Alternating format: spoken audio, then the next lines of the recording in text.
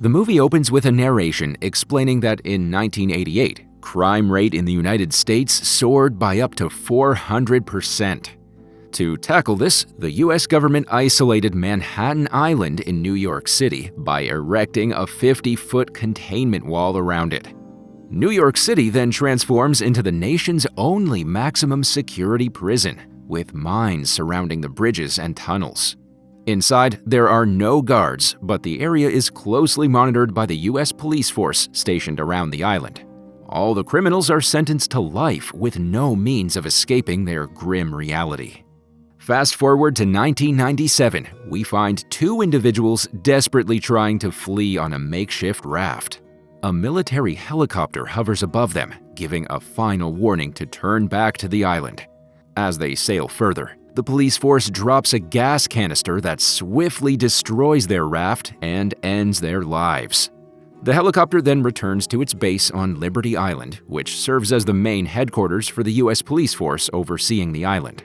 Later, a prisoner transport bus pulls up at headquarters carrying Snake Plissken, a former US Special Forces soldier now turned criminal. Plissken is brought in for initial processing at Liberty Island Security Control after being convicted of robbing the Federal Reserve.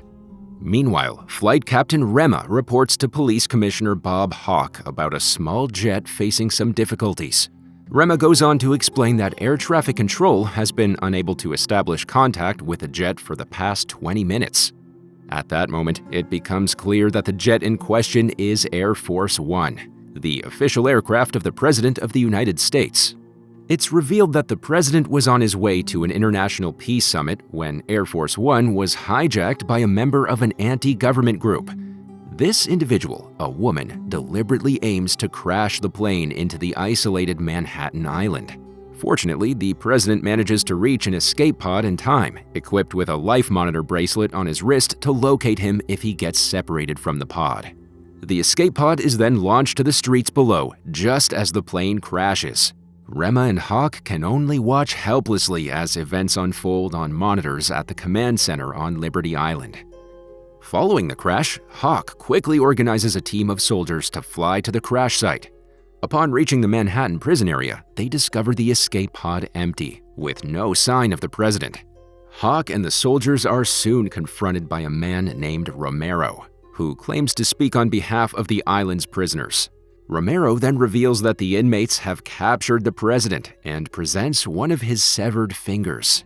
Moreover, he demands that they vacate the island within 30 seconds if they wish to see the president alive. Hawke and the soldiers retreat to their helicopters and return to Liberty Island. Later, the vice president contacts Hawke and grants him permission to proceed with his plan to rescue the president.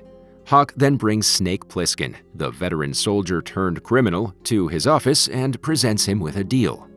The mission involves Snake infiltrating the isolated Manhattan Island prison to rescue the president, as well as retrieve a cassette tape containing vital information on nuclear fusion. In return, Snake will receive a full pardon for all his past crimes and sentences. However, the mission must be accomplished within 24 hours, as the president's presence is required at an international summit during that time. After being briefed on the task, Snake reluctantly agrees to undertake the rescue mission. Hawke then has him injected with a booster to fend off disease. However, the medical tech reveals this shocking truth that Snake has actually been injected with microscopic capsules to ensure his compliance with orders and prevent him from abandoning the mission. These capsules are set to rupture his arteries in 24 hours and cannot be tampered with until the final 15 minutes before detonation. If Snake successfully retrieves the president and the cassette tape in time, Hawke promises to save him from his death by neutralizing the explosives in his neck with X-rays. Furious upon learning this, Snake vows to make Hawke pay when he returns. Next, Snake is escorted to the wall and sent into the Manhattan Island prison on a silent glider. He then executes a rough yet covert landing atop the World Trade Center before heading down on an elevator. Carefully navigating the streets of New York City, he locates the wreckage of the hijacked plane and the empty escape pod. Snake then follows the signal given off by the president's life monitor bracelet and arrives at the basement of an old theater. As he continues with his mission, he fends off many hostile prisoners within the theater. However, upon locating the president, Snake discovers that it's only a drunk old man wearing the life monitor bracelet. He then informs Hawk about this development, only to be ordered to continue his search without delay. Later, Snake leaves the theater and stumbles upon a person sneaking through the dimly lit streets. More figures like this gradually emerge from the shadows, and their group keeps expanding. These people are known as the Crazies, a notorious gang that lurks the streets after dark. As they begin to pursue him, Snake takes shelter in an abandoned diner where he encounters a young woman. She then pleads with him to help her escape, but the Crazies soon arrive at the diner. Unfortunately, the woman is dragged from beneath the floor and attacked, while Snake abandons her and flees to safety. As Snake flees from the dangerous Crazies in the streets, he's nearly cornered. Just then, he comes across a friendly prisoner named Cabby, who arrives just in time in his taxi to rescue Snake. Cabby then lights a petrol bomb and throws it at the Crazies, keeping them away for a bit. As they drive away, Snake pulls out a gun and asks Cabby about the president's whereabouts. The man then reveals that the president has been captured by the Duke of New York, the biggest crime lord on the island. Afterward, Cabby drives Snake to meet Brain, an intelligent prisoner who might have the information he needs. They then head to the New York Public Library where Maggie, Brain's girlfriend, welcomes them and takes them to see Brain. To Snake's surprise, he recognizes Brain as Harold Hellman, someone he knew in the past. As he confronts Brain, he learns that the president is being held captive by the notorious gang leader called the Duke of New York. This dangerous figure leads a gang known as the Gypsies, considered the toughest in the city. They also discover that the Duke plans to escape over the heavily guarded 69th Street Bridge, using the president as both protection and leverage. In a surprising turn of events, the Duke arrives with his henchmen to obtain a blueprint of the minefields on the bridge. Sensing an opportunity, Snake forces Brain and Maggie to take him to the Duke's hideout. He even steals a car from one of the Duke's crew and drives away with the hesitant couple. On their way to the hideout, they run into the dangerous territory of the Skulls. Although the Skulls even launch an attack on them, they manage to narrowly escape with their lives. Upon reaching the hideout, Snake discovers the president imprisoned in an old train car. Together, they devise a plan. Brain and Maggie will create a distraction to draw the gang's attention away, while Snake sneaks into the car to rescue the president. Although Snake gets injured in the process, he keeps pushing through. Unfortunately, he and the president get captured by the Duke's crew, crushing their hopes of getting away. It is then revealed that Brain, driven by self-interest, betrayed them by informing the Duke about their whereabouts. The Duke then shoots open the president's briefcase, revealing its contents. In the midst of the chaos, Romero grabs hold of the nuclear fusion cassette tape from the briefcase. The next day, Snake is forced into a brutal fighting ring, where he has to fight against a tough opponent named Fruit.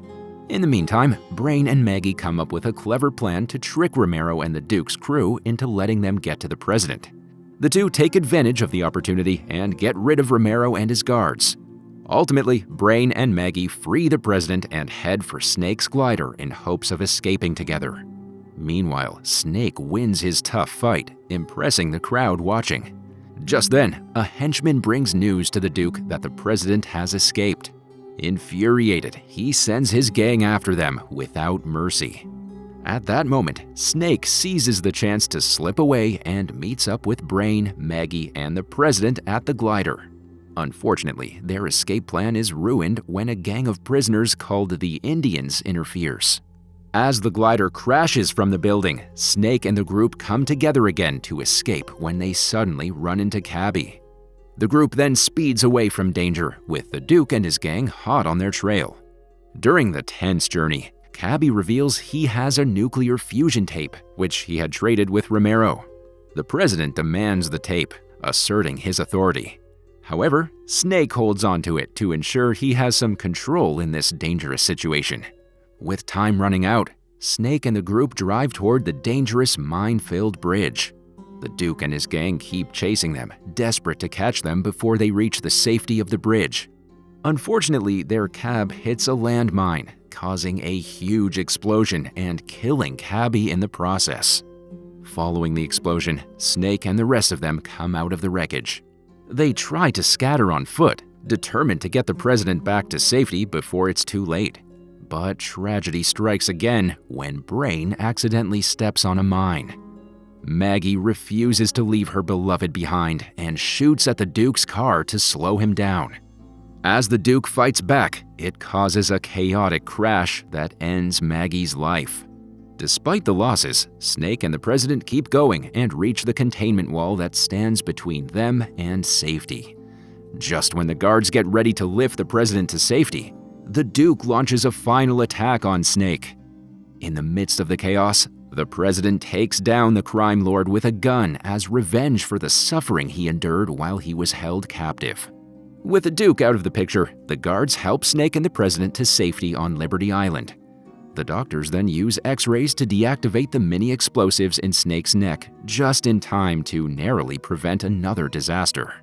As the president gets ready for a speech, he extends his gratitude to Snake for saving him. At that moment, Snake asks the president how he feels about the deaths that occurred to rescue him.